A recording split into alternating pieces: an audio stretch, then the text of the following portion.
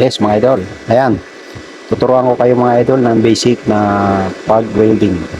Kahit hindi ka nag-aral, natututo ka. Uumpisa natin sa pag-spark pa lang. Kasi kung gagawa ka sa inyo, kahit hindi ka marunong mag-welding, kapag nanood ka dito sa welding tutorial ko, ay matututo ka talaga. Pero bago natin umpisa na idol ang pagturo mga idol, disclaimer lang mga idol, ito ay para lamang sa mga baguhan, kaya kailangan nyo ng safety at pag-iingat na sobra. Kasi ito ay mayroong kuryente, hindi naman tayo mga kuryente dito, pero pag-iingat pa rin, tapos may baga, lalo sa mata, dapat safety tayo.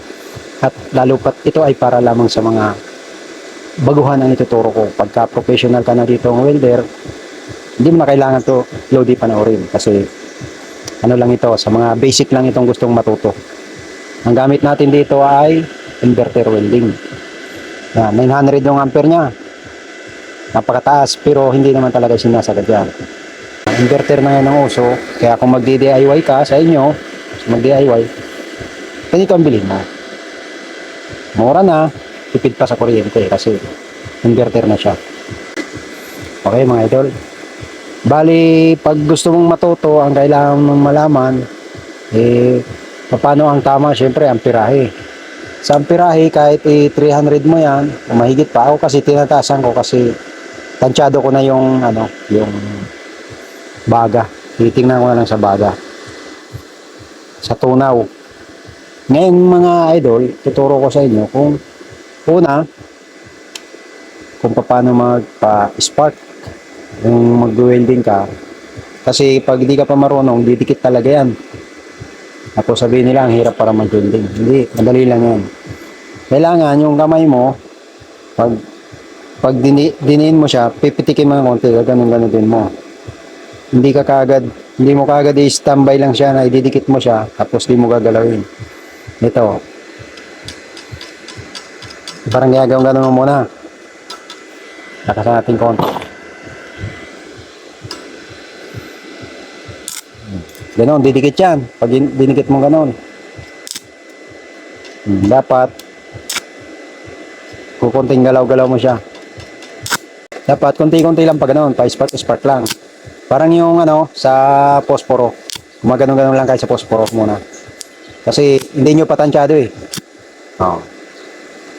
Ganyan lang kasimple pag pa-spark. Basic tayo. Unti-unti natin pag-aaralan yung mula umpisa hanggang sa matuto kayo. Dito, sa spark muna tayo. Diba? Ganyan-ganyan lang. Tapos, kung gusto nyo na halimbawa, ayaw nyo na sa spark, pwede nyo nang ibabad konti. Pagka umispark yan, dapat naka-steady lang kayo ganyan. Ganyan. Pag nag-spark na. Hindi nyo na pwedeng itaas. Ganyan na ganyan, naka-steady na yan. Hindi nyo na itataas yan. Yun, nagwe-welding na yan pa ganyan. Ayun bukol siya. So, ibig sabihin, mahina yun. Lalakasan natin. 450. Nasa inyo na yan, idol sa nagdidepende na yan sa, sa inverter nyo kung gano'ng kalakas Oo. Doon na tayo sa ibababad nyo na. Halimbawa, wala pa tayong ilalagay na bakal hindi pa tayo doon. Dito muna tayo sa pa-spark at saka babad. Yan. Bababad na tayo. Ganyan. Okay na yung welding niya. Tunaw na, maganda na yung pagkatunaw. Diba? Pagka natutunan nyo yan, magbabad-babad na, at least, nakakapadikit na kayo niyan. Hindi na dumidikit yung welding rod nyo sa bakal. Kanina, hindi mo pa mapa-spark. Ngayon, mag-spark mo. Nakakababad na. Yan muna ang una yung pag-aralan, yung padikit-dikit. Huwag muna kayong mag-focus sa welding kagad kayo. Huwag muna. Doon muna kayo sa konti-unti. Ganyan konti-unti na. Medyo marunong na. Sa sunod, ang pag-aaralan natin is magdidikit na tayo ng bakal. Magkukunik tayo ng bakal dyan. Sa ngayon, ito muna yung pinakaunang basic. Gawin nyo muna yun. Ganun.